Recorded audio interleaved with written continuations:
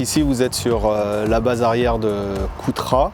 C'est un immense triage sur lequel sont stockés une partie des trains travaux qui permettent de régénérer le réseau pour le renouvellement de voies, ballasts et traverses. Ici nous y sommes pour instrumenter et mettre en place différents types de capteurs pour assurer la conformité des itinéraires qui sont tracés. L'objectif des tests que l'on mène avec 3 industriels qui sont Vossloh, Sclé et Vaperail, c'est d'équiper la voie de différents capteurs qui vont nous permettre d'assurer en sécurité les mouvements des trains, éviter d'éventuels déraillements, mais aussi de donner aux opérateurs des outils digitaux qui vont leur permettre de contrôler le travail qu'ils ont réalisé en un seul coup d'œil. Cette aide elle a une réelle plus-value aujourd'hui.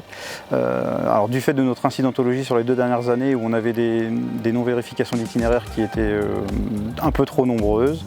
Et donc l'idée a été d'apporter cette aide digitale en complément des gestes métiers.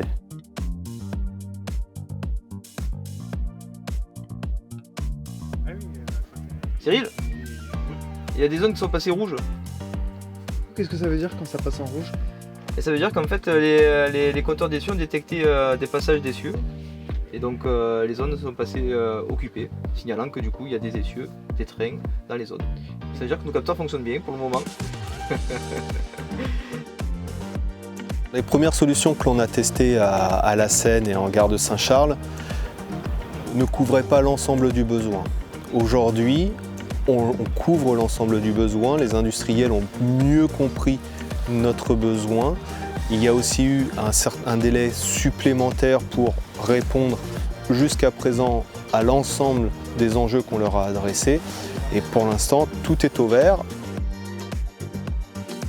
L'élément marquant, c'est les relations et la facilité de travail entre la DIPR et les différents industriels, ainsi que la DGNUM, où on est tous travaillés en équipe. Et ça va permettre au succès de ce projet. La structure du Rail Open Lab nous permet de travailler en agilité avec des itérations très rapides avec les industriels. Et aujourd'hui, les moyens qui sont mis à disposition répondent totalement à nos enjeux, à notre besoin. C'est un réel appui technique et structurel qui nous est apporté.